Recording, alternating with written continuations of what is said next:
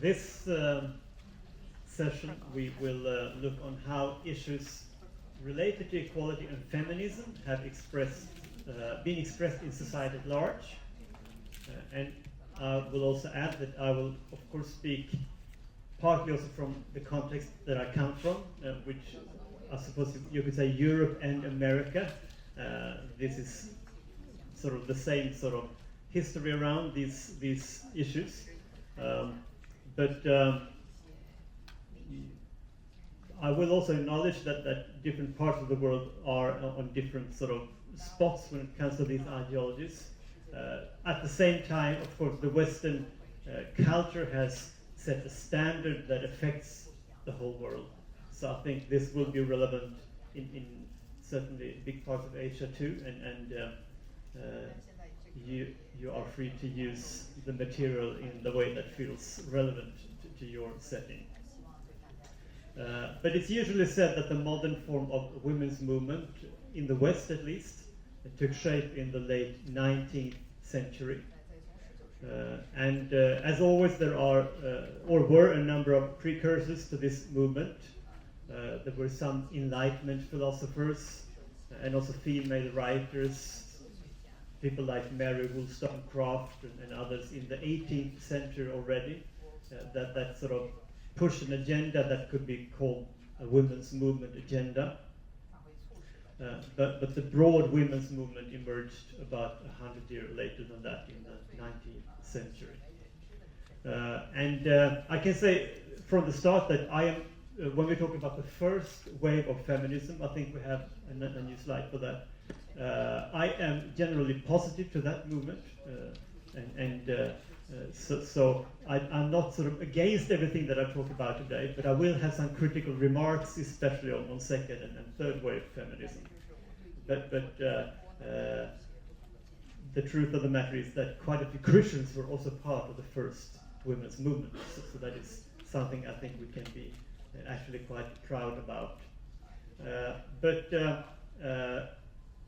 Primarily, this movement, at the start at least, involved women from the burgess middle class. And you can see that on the structural level that these women ended up in some kind of limbo because of industrialization and urbanization, because the old farmer society was actually quite an egalitarian society. For things to work out on the farm, you needed a good cooperation between men and women, so both obviously were needed, and some basic equality evolved from that. You needed each other. So the men, at least in the Western setting, were normally responsible for the heavier work, while the women were kind of bosses in matters of house and home. And that made quite an equal kind of society, actually, in the farmer society. And this also made the gender roles quite predictable in the farmer society, with quite clearly defined roles. But the problem of inequality arose from those who sort of broke out of that system, moving from the countryside into the towns, where you often would have about the same kinds of roles, but a very new setting, very new societal setting. And many bourgeois women started protesting against that because they felt a bit left out of the new system, where they would have typical classical female roles, but in a very new circumstance. So they started to protest against that, and that was one of the big starting points for the first wave of feminism, or the women's movement. Of course, also the labor movement was part of this move, but I think the main reason for why this change was possible in the West at least was because the pressure, so to say, came from several social strata. Both the bourgeois and the labor movement sort of joined hands in this movement of fighting for equal rights. And in these days, this fight was based on the belief that men and women are different and may also have different roles, but they have the same intellectual capacity and should therefore have the same rights in society at large.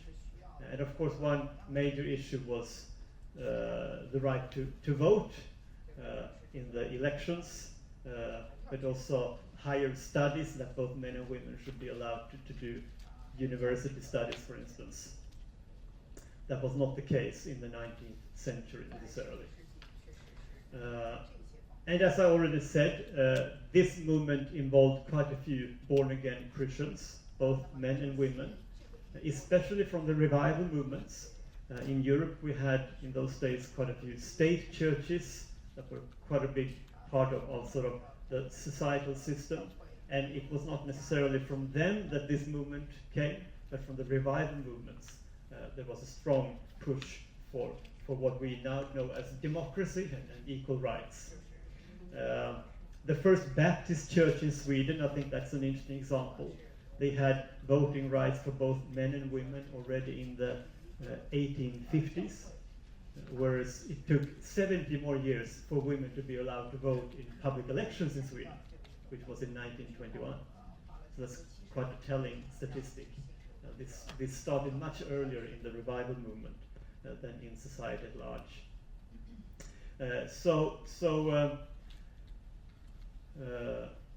A few decades later, this would be just briefly about the first women's movement.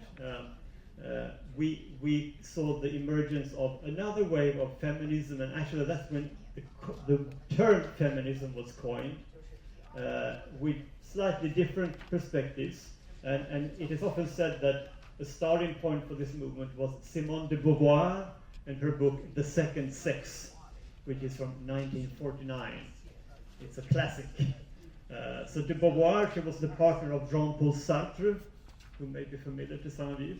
He was an atheist and a famous philosopher, also a Nobel laureate for his writing, although he actually refused to receive the prize for ideological reasons. But that's another story. He's a famous atheist philosopher anyway, an existentialist. But his partner, Simone de Beauvoir, wrote this book in 1949, and it's famous for many reasons, but the most famous quote is found 1/3 into the book, where she writes that you are not born a woman, you become one. So that's a very classical quote from Simone de Beauvoir. And this says something essential about the new kind of women's movement that began to take shape basically in the 1960s. And this is also the time when one started to make a distinction between sex and gender, or between gender identity and gender roles. So like first wave feminism, it would still be said that there are different differences between men and women. We are different but equal, you could say. But many of the traditional gender roles were criticized by the second wave feminists. And they were simply declared to be only social constructs, because as Simone de Beauvoir wrote, you become a woman through social pressure and cultural traits. And I don't know how you use these terms, but feminism is a common term to describe these movements. But of course, feminism in itself has many different schools within it. And you would find, if you sort of enter the world of the gender sort of movement or gender research, that there are many competing sort of ideologies there, fighting one another. And one of the standard works on feminism in Swedish talks about 4 different branches of the second wave, or the first and second wave feminism. It's liberal feminism, radical feminism, socialist feminism, and socialist radical feminism, just to give some examples of how this movement could be sort of diversified. And I will not give you a test on this, so this is not a school class, but I would actually like to just present these different strands slightly, because I think they are quite important to realize how this movement has developed. So liberal feminism is the approach that dominated first wave feminism. And as I said, it's based on the fact that men and women are different, but that they should still have the same rights. For instance, voting rights and access to higher education. That would be the first wave feminism, and often called liberal feminism. Radical feminism is what took over in the 60s and 70s. Lena Gemsoe, who has written an anthology on this in Swedish, she explains second wave radical feminism like this. It argues that women are oppressed by virtue of their gender, and that the oppression of women is the most widespread and fundamental form of oppression. It is based on women's own experiences. Radical feminist theory is a theory of women's position in the world, designed by and for women. Radical feminists challenge liberal feminism's emphasis on the struggle to achieve positions and rights in the public world, pointing instead to the oppression of women in what liberalism thought of as a private sphere. The oppression manifests itself in the form of men's control over women, in the family, in sexual oppression within and outside the family, in the abuse of women, and in misogyny. Lesbian women's sexuality is repressed precisely because it threatens male control of female bodies. So that's a description of the sort of perspective of radical feminists.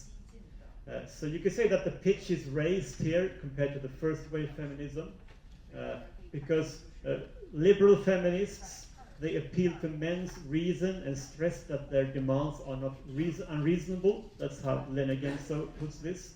So they basically said that it's a win-win if both men and women are able to flourish, and let's find good solutions together.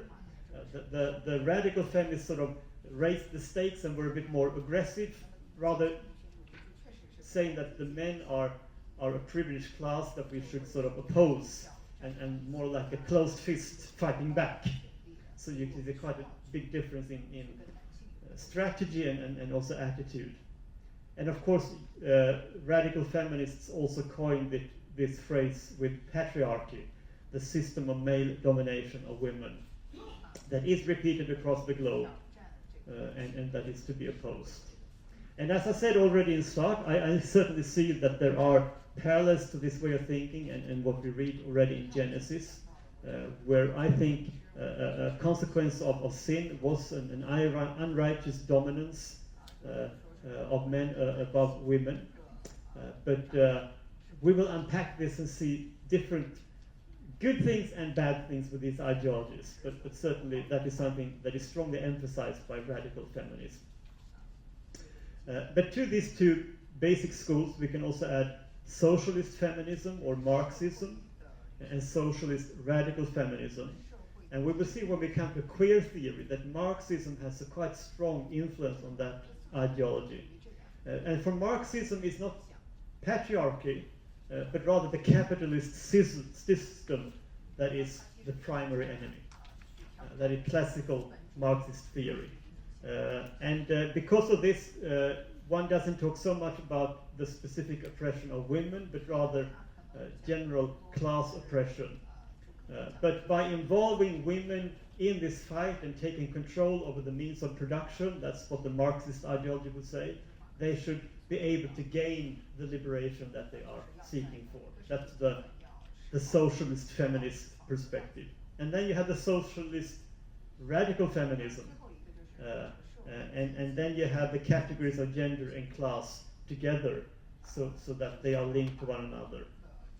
And it's still the socialist revolution that is seen as the path to freedom, but also patriarchy is described as a fundamental structure to challenge, so they sort of combine the perspectives.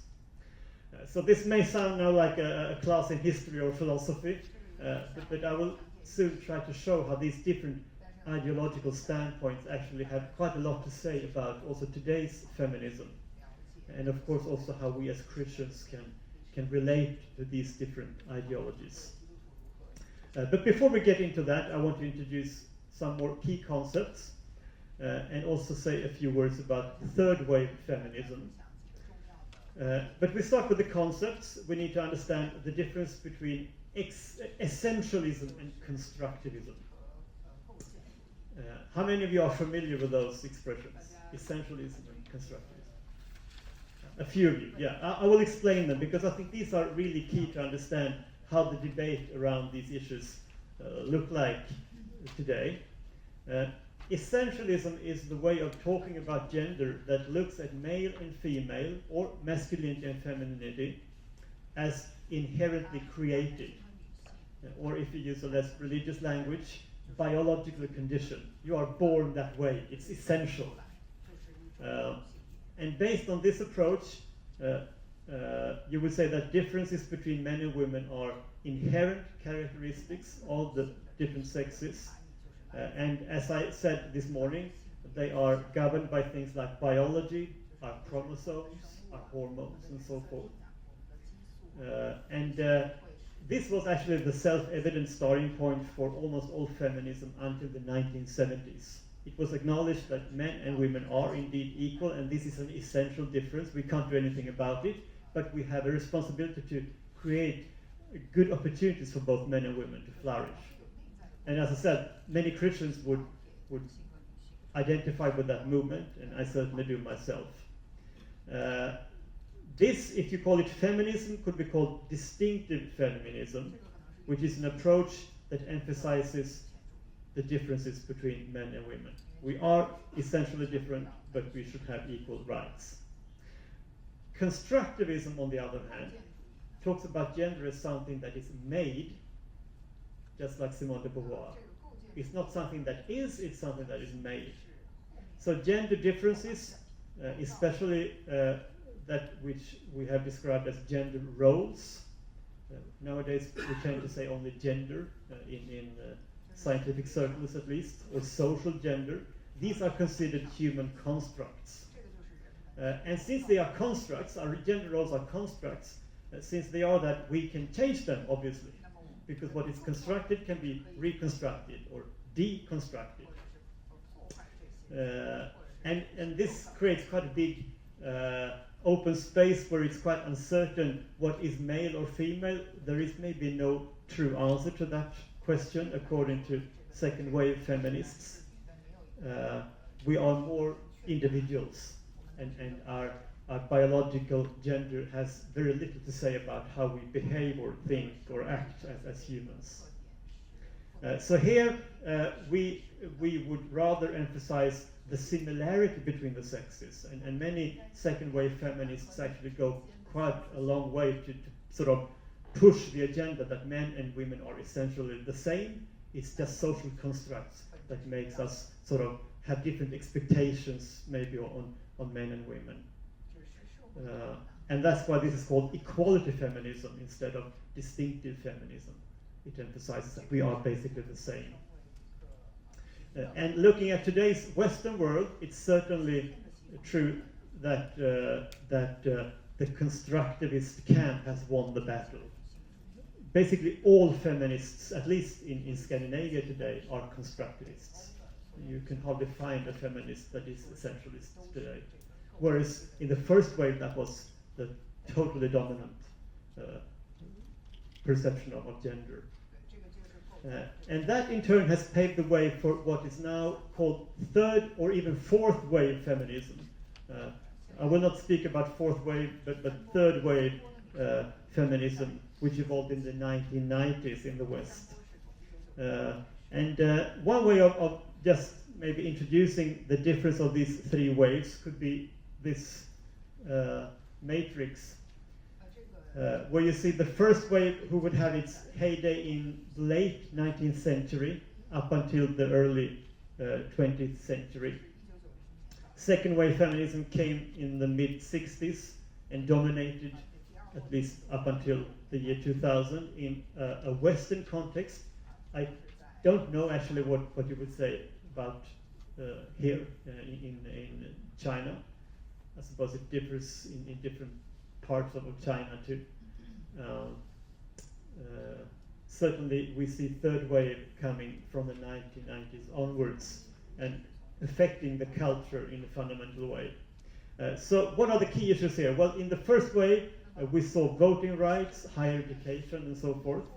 Many Christians also were part of that fight. In the second wave feminism, it was a new kind of topics, economic and social equality, but also sexuality issues, fighting for the right to abortion, and contraceptives and divorce and similar attitudes that were not as easy for many Christians to take part of that fight. So certainly there was a new focus. Whereas third wave feminism is all about intersectionality, I will soon explain that word, but also the LGBTQ plus issues. So feminism really has evolved into being very much an LGBTQ arena also, which is maybe not self-evident, but third wave feminism is created by ideologies from the LGBTQ movement. So the first wave would hold to essentialism, men and women being essentially different. Second wave would be a bit reluctant. Some strands would say, yes, we are different. Others would say, no, all differences are just cultural. And today's feminism would be the vast majority holding to constructivism, saying that gender is a social construct. And you have these different expressions that may be interesting to know of. And I think just pointing at the last things here, biological sex and gender. So biological sex would be biologically conditioned. We would maybe think that is self-evident, and up until the second wave that was self-evident.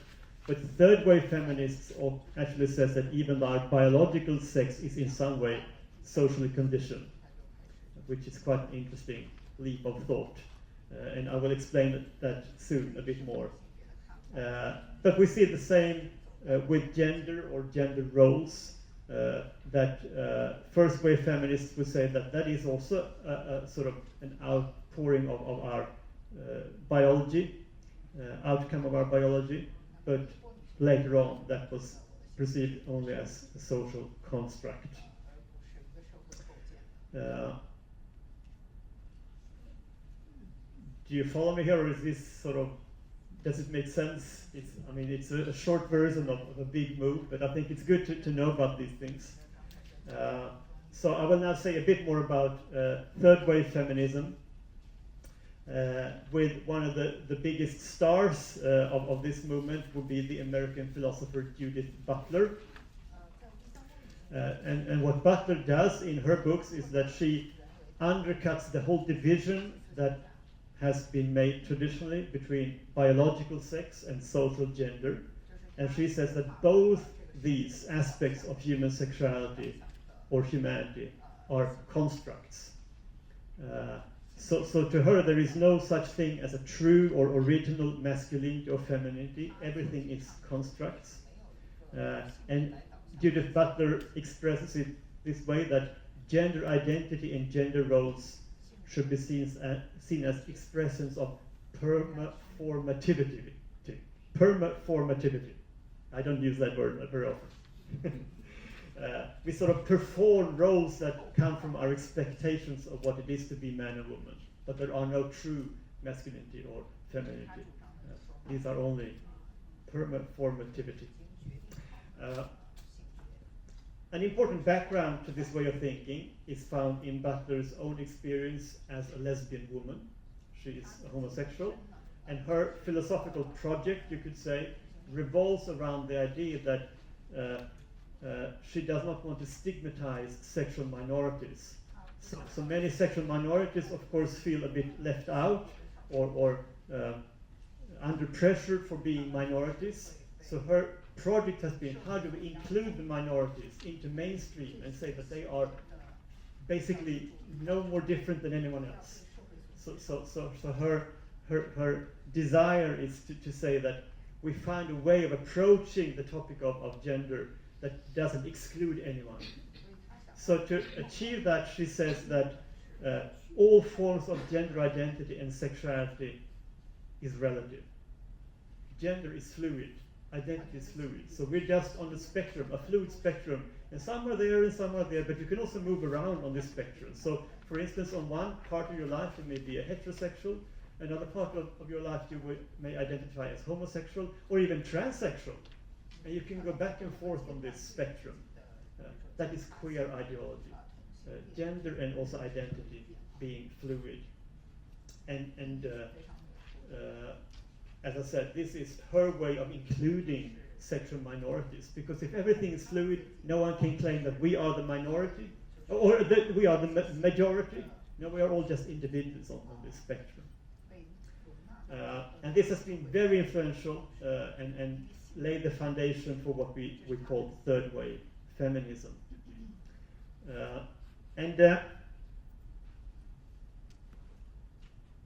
This also means that no kind of sexuality could be perceived as more normal or neutral compared to another. So if everything is just fluid on the spectrum, it's no more normal to be heterosexual than homosexual. And in the next session, we will look into queer theory a bit more and see how this can be applied, for instance, in our schools. And I think you will get a very clear picture of how that plays out in practical life. But the interesting part here is that feminism in this regard is actually rather an LGBTQ movement than a women's movement. And of course there is a discussion here because many women would react to the concept that even the biological gender is a construct, because that also opens up for self-definition. I identify as a man or I identify as a woman, apart from all biological facts. And of course some feminists of the more traditional school would feel quite hesitant to that, because they were still fighting for the biological women in the world. And in third wave feminism, there is no clear distinctions between male or female. It's basically how you define yourself. And that is quite a foreign concept to many old school feminists, obviously. So that's one example of how the fight is going on also within this movement, between different schools. And another thing that is very central to third wave feminism is what is usually described by the word intersectionality. And I think that would be familiar to some of you. Certainly if you have read like gender studies or some of the social studies at university, would take quite a bit of time on using this tool, intersectionality. So this is about how different types of power structures interact and also reinforce each other. So you can be doubly marginalized and doubly privileged dependent on where you are on this matrix. And what the categories that are used are things like race and gender and sexual orientation. So speaking from a Western perspective, if you are white, you are considered privileged compared to a person of color. If you are a man, you are considered privileged compared to a woman. If you are heterosexual, you are considered privileged compared to a homosexual. Since this also has a Marxist ideology in the background, what this movement wants to do is to reverse these structures. So while these groups, for instance, in this example, white heterosexual men have been privileged in the history of mankind, now is the time to reverse these structures. So now is the time to push for people of color, women of course, but not least sexual minorities. And we see that very clearly in the West, that sort of the traditionally strong voices are pushed down, and people from minority positions are heightened, and sort of is really, I mean, if you can sort of tick all the boxes of this matrix, you are really someone to listen to. So a homosexual woman, for instance, like Judith Butler, that is a very good thing to be in this way of thinking, because then you sort of turn the old structures upside down.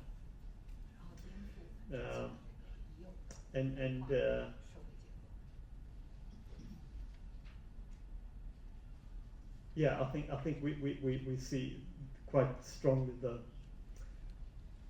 Marxist roots of this way of thinking, taking a marginalized group, basically to make revolution would be the classical word, turn the structures upside down. In today's Europe and America, this thinking affects not least the Christian churches, because there is a narrative in the West, especially from the time of the state churches, where the church has sort of been part of the system and sort of had the power, and there is a big suspiciousness towards the church because of that history, and the church is perceived as a voice from the privileged. And therefore, now when the structures should be turned upside down, the church is rather picked on because they are to be marginalized. And we certainly find that when we get into public debate, that many would see that even to sort of express your opinion as a Christian is viewed with contempt. We don't listen to Christians at all as a way of turning the structures upside down. So this plays into many different fields, not just the one about gender. But I think it's a good way to understand actually how the public debate is functioning these days. And it would, of course, for me also be interesting to see how this resonates with you. I have to speak from a Western perspective because that's the culture I know best. But of course, going to things like gender studies, I think this is an influential ideology all over the world by now. But also, of course, different parts of the world will connect with different parts of the feminist movement. So there are still areas in the world who really badly needs a first wave feminist movement. So we should really acknowledge that too, and we should cheer on that and help that to happen from the church's perspective. Whereas when we get to third wave feminism, I think that causes a lot of problems, and we should find ways to counter that. And I will end this session by giving 4 specific Christian perspectives on these different feminist movements. But I think maybe this is a good time to stop and listen to your reflections and questions, and maybe also how you actually relate to this movement. Where would you position this culture in this matrix? Maybe it's different also in this room where you would connect. But please, yeah, we can wait with this for a minute. We can wait with this. So I'll take that after we have some Q&A. So this is the time if you have questions or comments. Yeah, we can have that.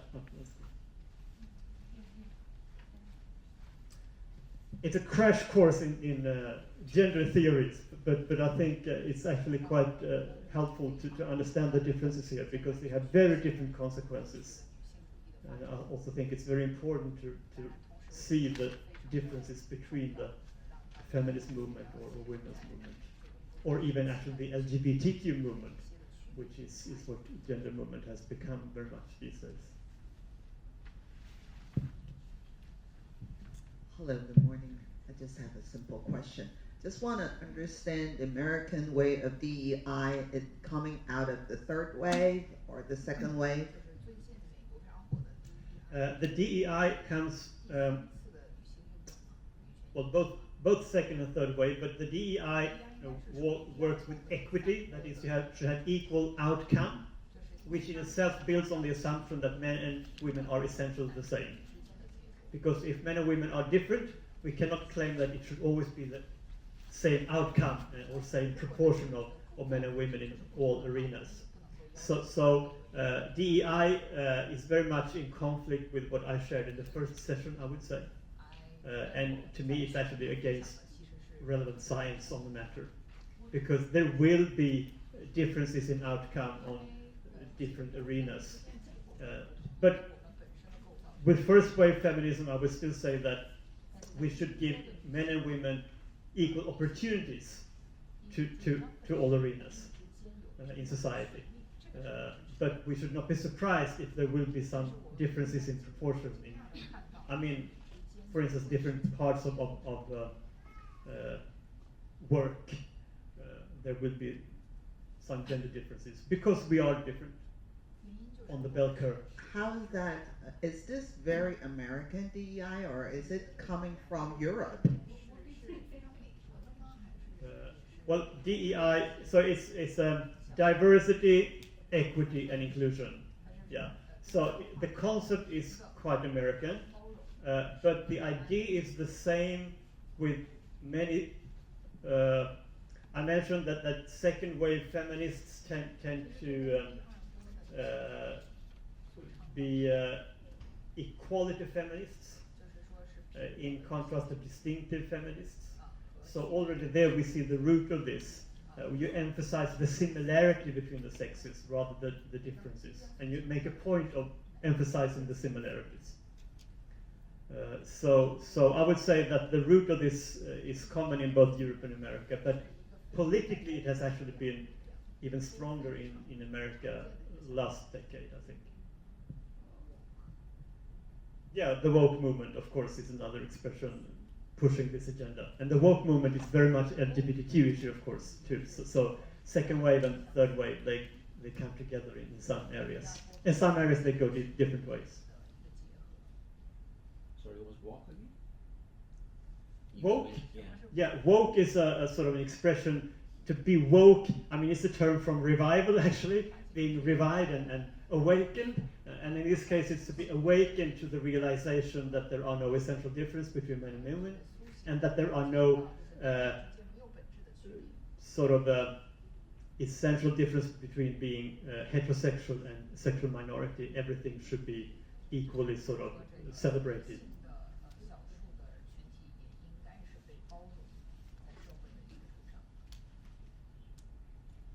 I have a question, I guess it's a bit more practical. I have a distant relative who, came out of the closet in his 30s or 40s, and he actually got married and divorced, and then, he lives in New York, and, married man. And one of the things that came to, the relative's realization is he went to a same-sex school, or rather, what do you call that school? Segregated, right? As in boys and girls.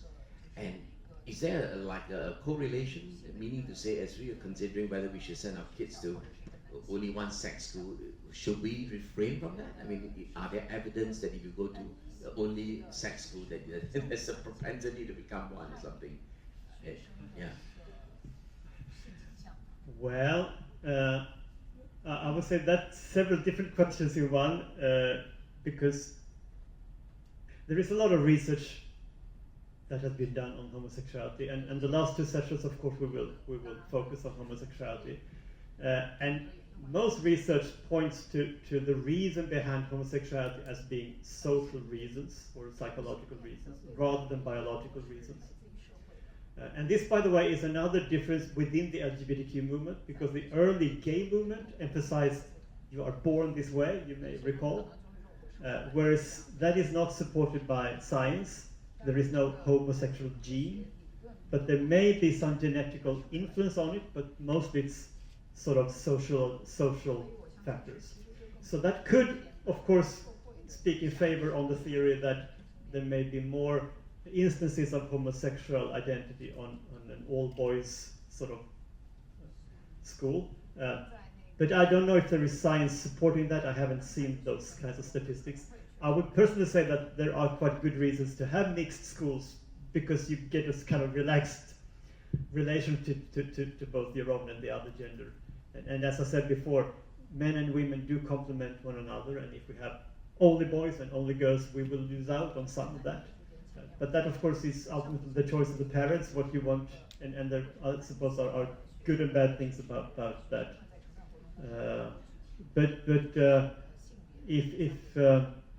If there is data supporting that more people become homosexuals in a boys' school, I don't know. But of course, there will be more experimentation on homosexuality in such a place, because there are no options, basically. Yeah, maybe that was a sort of fluid answer, but some thoughts, yeah. Olaf, a question. Yeah. So the countries that have traditionally been supportive of the woke movement, Europe and the US before Trump presidency, and then the countries that have been sort of resistant to all this, China, Russia, Middle East, and so on. Why do you think that's the case? Is it because the feminist movement did not take root there and sort of evolve? That's one question. The other question is, how do you see this sort of perspective affecting us as the church, and how does it affect going forward towards the end times, with this sort of divide? a big question, yeah. So, I mean, of course, the whole concept of feminism and especially third wave feminism is very far from a more traditional society. And Russia and also probably China would be quite a conservative society in many regards. So the natural resistance to these ideologies will be stronger in those settings for natural reasons. Now, and there are good and bad aspects of that. I think, as I said, we should celebrate first wave feminism, and sometimes that kind of movement would be needed in these cultures. Whereas I agree with them on the fact that third wave feminism is taking things way too far. So it's hard to preserve the middle ground where you have the best of both worlds. And certainly I see that, I mean, when the Bible talks about gender confusion and even homosexuality as a way of reversing the created order, it illustrates how this actually is a part of sinful humanity making revolution against its creator. So I would certainly say that what we see going on in the world would be one aspect of what we would call the end time sort of ideologies, because there is a sort of massive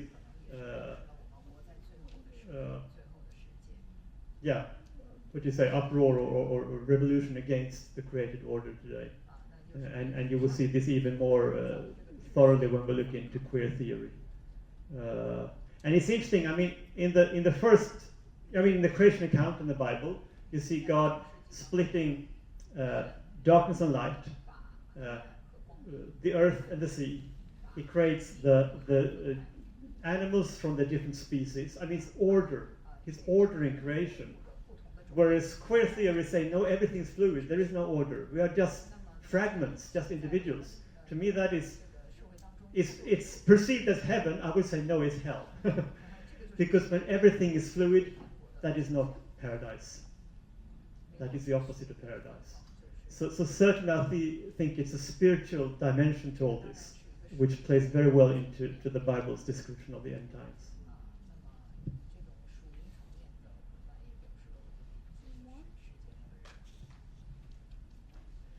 So I take the final thoughts, and then we will release you for lunch. But thank you for good questions. So this is just an introduction. I hope you all realize that. We could have gone deeper into all these different things, but we do get some kind of fuller picture, I hope, throughout this day. I would just like, as a conclusion to this session, dwell on what I perceive as the biblical vision for the issues related to humanity being divided into male and female. And I will do so from the perspectives of 4 different dimensions, and you have them here on the screen. So just looking into the good creation, the concept of being different and equal, covenant faithfulness, and the way of the cross in our relationships. So these would be my ways to comment on and partly also counter the different gender ideologies that we have touched upon today. And the first is the good creation. Now obviously as Christians we believe that the creation is fallen, so the creation is not only good these days, and many of the things that we face in everyday life, and also, I mean, medical disorders and so forth, they could be explained by the fallen creation. But looking at Genesis 1 and 2, that's where we get the good picture. And we see man and woman being created in God's likeness. And the fact that we are men and women is not part of the problem, obviously. It's part of the solution. God wanted us to be different, male and female. So there is reason for our gender differences. And if we want to flourish as human beings, we need to do so as men and women. That is nothing to sort of try to hide. And I think actually a text like 1 Corinthians 11 speaks into that. And we may perceive that as a complicated text, and certainly there is a lot of discussion about it. But basically what I think Paul is saying there is that we can approach God in our masculinity and femininity. We don't need to hide the cultural traits of our gender. We can, as he says, pray and prophesy, as in that case, women, according also to the culture. So I think that shows that this is nothing to be ashamed of. Our gender differences they are good in themselves. And creation is good in itself. And what I see as the problem with for instance, third wave feminism is that it basically questions the witness of creation. It makes our biological gender a problem to sort of distance myself from.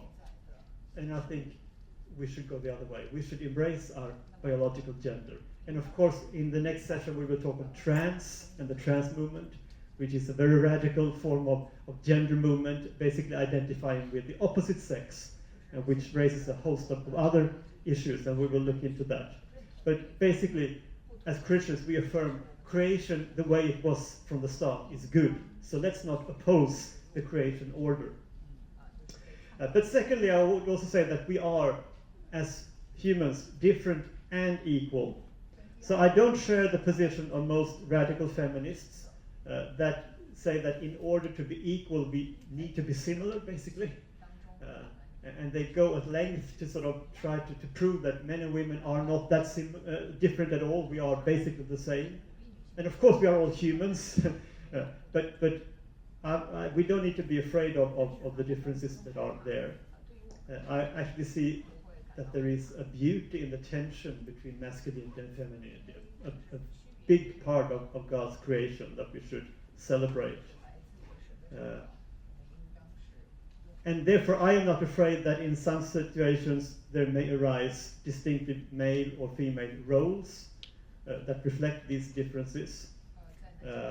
But of course, if we make too much of these differences, so we sort of start to try to control each other and close doors for one or the other gender to arenas that we don't really have good reasons to close the door for. Well, that is not a Christian attitude, I think. But I had no problem whatsoever with, for instance, a man studying to be a nurse or a woman studying to become a computer engineer. That is completely fine with me.